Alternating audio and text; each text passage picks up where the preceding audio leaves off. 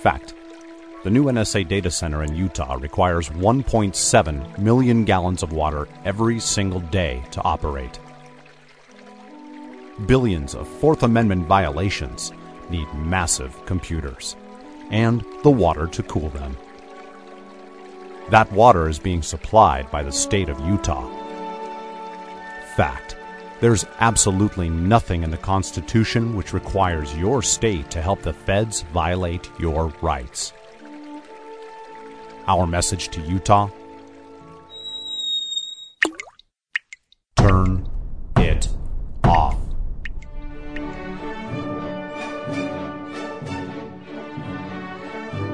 No water equals no NSA data center.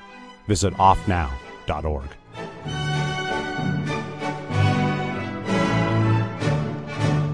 All right, y'all, welcome back to the show. I'm Scott Horton. We're on Liberty Express Radio, No Agenda Radio, and over at my website, scotthorton.org.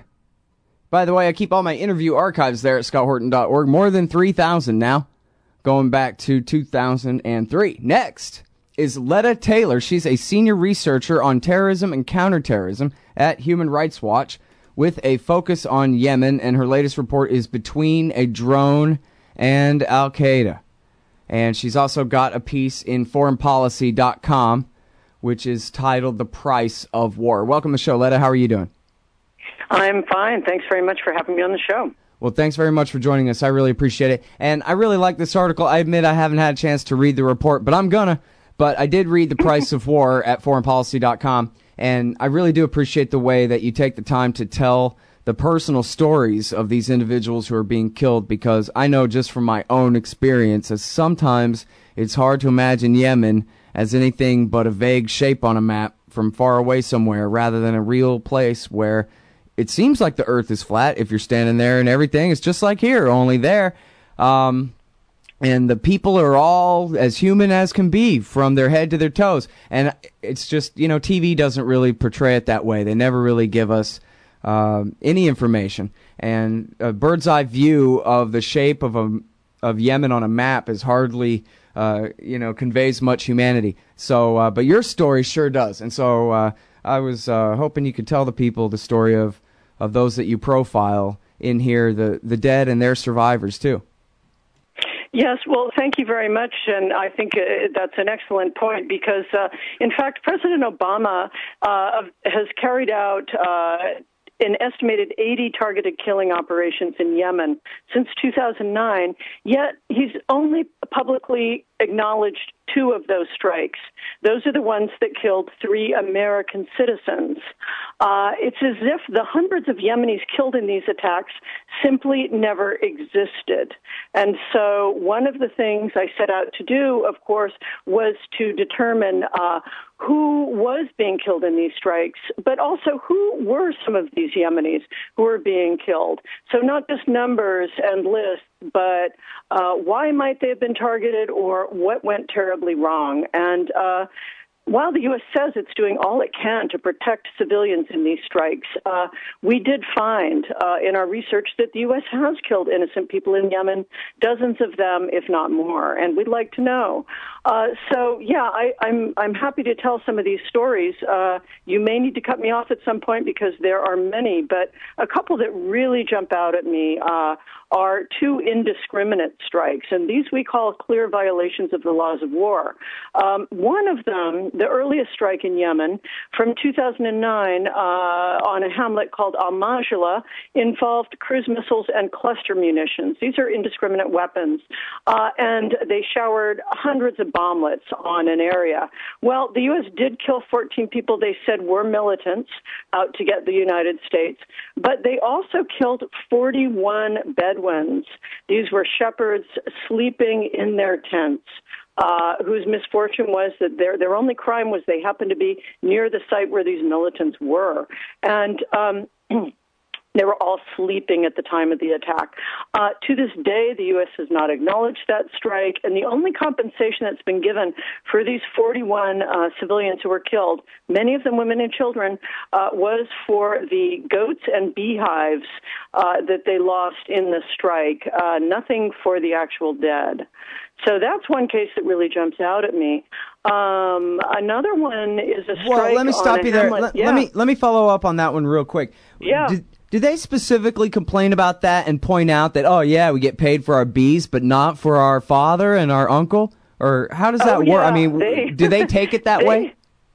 They have been fighting for almost 4 years now to get compensation for this strike. And the Yemeni government actually investigated the strike and determined that, yes, it was a ghastly accident. And they took the fall for it, although WikiLeaks later revealed that this was definitely a U.S. strike. And there's a table that WikiLeaks revealed in which U.S. officials, General Petraeus, in fact, speaking with the former president of Yemen, they describe how they're going to cover up the strike and make it sound like the Yemenis did it, and the former president of Yemen says, yeah, we'll say the bombs are ours, not yours. But yeah, so the citizens, the families of those 41 Bedouins killed in the strike have been fighting since then for some kind of compensation. And the government of Yemen did offer them something for the dead loved ones killed, but it was a pitifully small sum, and the family said, no, we would like more. And the government would not give them more. Some of them just are so poor that reluctantly they then agreed to take some compensation for their goats, their sheep, and their beehives. But they're holding out, which gives you an idea of what the possessions are and the wealth of these people is. But they're holding out for real compensation for their loved ones. Yeah, all right. Well, I just want to know. Specifically, it's not just, it sounds like insult to injury, but yeah, they sure take it that way too, just like you'd predict. So anyway, yeah. I'm sorry, because I did interrupt you and you were going to go on to the next one. Oh. Well, so in another case that we examined, this was in a hamlet in central Yemen, a very tribal area with a lot of remote roads. A U.S. drone-assisted strike, probably by a warplane, struck a van on a remote stretch of road and killed all 12 of the 14 people inside. Well, it turned out that the 12 people inside that van were not Al-Qaeda in the Arabian Peninsula. That's the Yemen-based group that is associated with Al-Qaeda. No, in fact, the 12 people who were killed were civilians. They were subsistence farmers, their wives and children coming home from market. Their loved ones found them charred in pieces and dusted in flour and sugar that they were bringing home to their families. The target of that strike was nowhere in sight at that time. He was not in the vehicle. He was not on the road. So we're calling that an indiscriminate strike. Clearly, civilians were killed there. To this day, no apology from the U.S. government, no recognition. We've also found some strikes that are just clearly counterproductive. The one that I describe in the foreign policy piece is about a strike in southeast Yemen last year that killed 3 alleged members of Al-Qaeda in the Arabian Peninsula. But it also killed 2 civilians, one of whom happened to be a locally renowned cleric whose thing was to preach against Al-Qaeda in the Arabian Peninsula. That's what he did. He said violence in the name of Islam is wrong. Now, this is precisely the kind of person who the U.S. Seeks to align with and to enlist, I mean, not literally enlist, but to join in their campaign to denounce violence by Al-Qaeda in the Arabian Peninsula. The reason this cleric was standing with the group of alleged militants was that the militants were looking for him after he gave a particularly vehement sermon denouncing Al-Qaeda in the Arabian Peninsula. And relatives were scared that if the cleric met with these 3 men who were strangers to that community, they came looking for him, relatives thought, don't go, we're worried, you should tone down your sermons, Al-Qaeda in the Arabian Peninsula is going to get you if you keep doing this. But in fact, if that was the intent of the militants, the U.S. got there first. The U.S. drones killed this anti-Al-Qaeda cleric and his cousin, a policeman, one of the few policemen in this village, along with the militants. Now, everyone in that village has seen the photos or perhaps even seen the actual body parts of this cleric and his cousin after the strike, blown to pieces. The relatives only identified them by the belt on one and by a piece of beard on the other. And everyone now in that village, when they see these photos, they think of America. So laws aside, there's a serious policy question here. Is the U.S. making more enemies than those that it is killing in these strikes? And that's why we think it's just absolutely imperative that the U.S. government start disclosing some basic facts. Who is it killing? How many of them are really militants? How many of them are civilians? What are you going to do about the civilians who you've killed unlawfully? And might you consider making amends to civilians you killed even in so-called acceptable strikes, lawful strikes, where there is collateral damage that's at an acceptable level? Even there, we think the U.S. should be compensating these people. Mm-hmm. Yeah, I mean, that's the thing of it. It's Black Ops covert action stuff, but it's only covert from the American people. There's nothing secret about it to the Yemenis. But that's basically their problem, right? They're hiding behind the fact that, hey, that's all classified. We're not officially at war with Yemen. We're just helping them clean up their bad guy problem a little. Exactly. There is an accountability vacuum here. The secrecy has reached the level of the absurd because it's the biggest open secret in the world in Yemen that the U.S. is behind these strikes. It doesn't matter when the U.S. military, when the Yemeni military gets up and says, we carried out this strike or that strike. Everybody knows it's a lie. Why? Well, for one thing, most of these strikes take place at night, and the Yemeni Air Force cannot fly aircraft at night. They don't have the capacity or the training to do that. So it's pretty odd if the Yemeni government is accepting responsibility for strikes that occur at times it cannot fly, and particularly when you analyze the remnants, the ordnance of the weapons used, as we did in many of these cases, and discovered that in some cases they're cruise missiles and cluster munitions, which the Yemeni government doesn't have in its arsenal, and in other cases are Hellfire missiles, which are fired by U.S. drones, and the Yemenis also do not have Hellfires in their arsenal. Yeah, I mean, we've seen pictures of some of this ordnance with American trademarks still written on the pieces. Exactly, yeah, and we've identified exactly what kind of weapons they are, and they don't exist in Yemen unless somebody else is using them. So we know this is the U.S.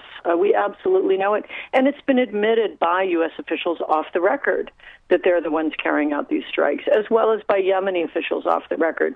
But nobody's going public on it. Obama has only in the most general terms admitted that the U.S. is carrying out these strikes. And when you add Pakistan into the picture, we're talking of hundreds of strikes that have killed thousands of people, and yet the U.S. will not say who it's killing. It's just simply as if these people don't exist. Well, and even when they're kind of bragging about it, like in that big New York Times piece from, May of 2012, where 2 or 3 dozen of the president's closest friends told his side of the story to the New York Times there. They even said, well, there are no civilians because anyone we kill is guilty by the fact that we kill them, unless the burden is on them to prove themselves innocent after we've killed them. And if they do, then we'll reclassify their corpse to not guilty. Something like that. I mean, they really said that, right? I'm paraphrasing not too roughly. Yeah, I don't recall that exact phrase, but here's one of our big concerns is that, and this is one reason we want to know how many people the U.S. has killed and how many it is classifying as legitimate military targets, because we are concerned that the U.S. is using an extremely elastic definition of an individual eligible for targeting under the laws of war, meaning that under the law, a legitimate target has to represent a legitimate threat. The target has to be actively engaged in the hostilities in question to which the U.S. is party, and so it can't be a driver who's bringing milk to the fighters. It can't be the cousin who happens to live in the same compound with the fighter and is meeting him for dinner as he's done since they were little kids.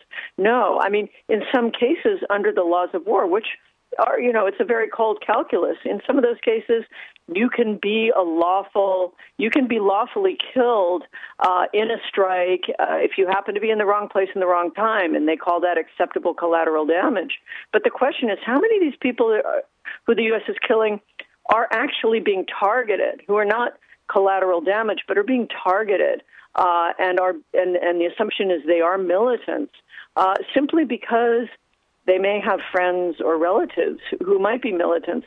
And I know that sounds peculiar to an American audience, but in Yemen, in contrast to a place like Pakistan or Afghanistan, most members of Al-Qaeda's branch there, Al-Qaeda in the Arabian Peninsula, are Yemenis, and they're part of very tight-knit communities. So you might have in a single family someone who's a police officer, someone who is a merchant, and someone who's a member of Al-Qaeda in the Arabian Peninsula. So the onus is on the U.S., actually, to sort out who's who, because under international law, if you're not sure who someone is, you have to assume they are a civilian. It's innocent until proven guilty under the laws of war, not the other way around. Mm-hmm. I found one of the quotes I was looking for was from the CIA. A CIA official tells the New York Times, "It bothers me when they say there were 7 guys, so they must all be militants. They count the corpses, and they're not really sure who they are. They just say, look, if we kill them, then that was the guy we were trying to kill, and we would have only been trying to kill him if he was a bad guy, right? Even if it is just somebody's grandmother." Exactly, and this is why we're not particularly concerned, but we're also concerned about what we call these post-strike assessments, the post-strike review that the U.S. does after these strikes. They do count the bodies, they try to figure out who they killed, did they get the person they were targeting, and so forth. But our strong concern is that when the U.S. does post-strike assessments, that anybody who is a male of fighting age is just automatically considered to be a militant and put in the militant category. So it may not be that the U.S., in fact, is, when the U.S. says civilian casualties are extremely rare, which is what they do say, it may be because they're putting anybody who's of male fighting age in the militant category, regardless of whether they're a fighter or not. I got stuck on their paywall. I swear there's something in this piece where they talk about people being posthumously acquitted, basically, or found, that not that they'll really investigate it, but that they claim to have a process for recognizing someone as an innocent if somehow they can be shown to be innocent after they're already dead. So I got to play devil's advocate a little bit with you here, nationalists advocate. I think you said under 100 strikes in the past, 5.5 years, 6 years, something like that. Since dozens 2009. In Yemen, right? And yes. And then dozens of civilian casualties. So if I could just pretend to be a Republican for a minute, I got to say, so what? Big deal. That's not very many innocent people killed under 100, and that's not very many strikes. In fact, if they did 80 strikes and they only killed dozens of civilians, then they're doing a really, really good job with their counterterrorism scalpel and all of that kind of thing. And so it is bad for grandmothers and babies and children, but that's their bad luck for being near guys that our government absolutely has to kill to keep us all safe. What about all of that? Well, I think there are elements of that argument that are quite sound. There's no doubt that Al-Qaeda in the Arabian Peninsula is a serious threat to the United States. They do want to put another would-be underwear bomber on a jet bound for the U.S., and they want it to work this time. That's what they tried in 2009. There's no question about that. There's also no question that drones themselves are very effective weapons, and we as an organization do not take a position against drones. We don't think drones are illegal weapons. We'll take a drone over a cluster bomb any day. Our issue, and as for numbers, if the numbers are small, fantastic. The problem is we have no idea how many civilians were really killed because there is this information blackout on the part of the government, a secrecy by the Obama administration and, of course, by his predecessor, George W. Bush, that is untenable. The world has a right to know how many people were killed in these strikes and how many were civilians.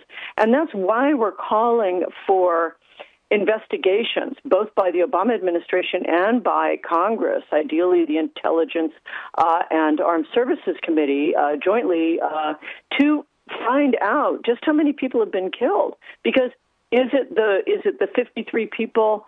Is it 53 civilians killed who I found to definitely have been unlawfully killed in two of the 6 strikes I detail? Is it hundreds? Is it somewhere in between? We don't even know. And part of the reason we don't know also is what you were just talking about with this post-strike analysis. Who's being put into what category? Are they legitimate targets or are they civilians? So all of these things matter. The other reason this matters is that to the American public, who may think, big deal, this is actually a pretty good ratio, is that there's a multiplier effect here. For every person killed wrongly in Yemen, hundreds of people then start hating the United States. This plays right into the hands of Al-Qaeda in the Arabian Peninsula. Well, and with what you were saying about the close-knit family structure there, it occurred to me that Faisal Shahzad, who was, in his own words, direct blowback from the drone strike program, not against Al-Qaeda in Pakistan, but against the Pakistani Taliban guys, where he was an American who went back home on vacation kind of thing, but an American citizen with a good job and a house and a wife and everything, and he went back to Pakistan and saw drone strikes, I guess, in his neighborhood, or the aftermath of them anyway. And so he joined up the war on their side. But I can't think of anyone who did that because they felt bad that the Americans were killing Egyptian friends of Zawahiri in Pakistan. It was for bombing their people in Pakistan, Pakistanis in Pakistan.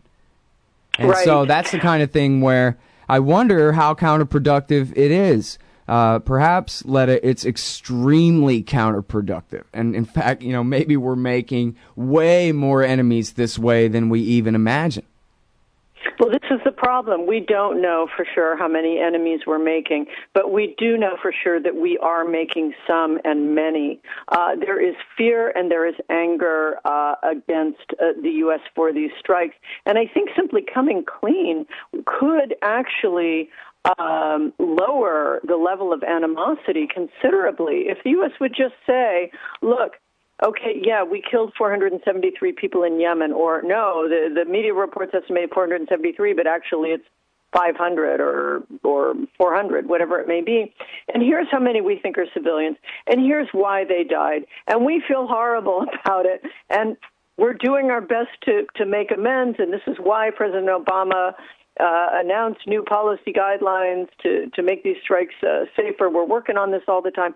But the transparency is so critical. For example, this is not Yemen, this is Pakistan, but the Pakistani government did recently tell a United Nations investigator that they believe that the U.S. has killed, it was 400 and something civilians in drone strikes in the tribal areas of Pakistan. The U.S. refuses to confirm or deny that figure. This, again, plays into the hands of enemies of the U.S., whether it's people in the Pakistani government who want to discredit the U.S., whether it's groups like Al-Qaeda or the Taliban. Everybody can jump on that silence as an admission of guilt on the part of the U.S. So really, if the U.S. hasn't killed that many civilians, that's great, and we're going to be very happy to hear that and to know that. But to know that, we need more information from the government, and that's why we're calling for investigations. Yeah, well, are you making any progress as far as that? Are you getting much response? Is Congress is going to hold a hearing or anything? We've had a very there's been a lot of interest on Capitol Hill and within the Obama administration in hearing more about our report and our findings, and also how we came up with the findings. And I would like to mention that we cross-checked our information. We went through multiple sources. We visited sites when we could. When we couldn't, we sent trusted people we know who we've worked with for years. and in many cases more than one person independently to sites to clarify what was going on. So there's been a lot of interest in our findings and our methodology in the administration and on Capitol Hill among members of Congress. Will that lead to an investigation? We sure hope so, but it's too early to say. There's a lot of interest in keeping this information secret, I think, because it does give the U.S.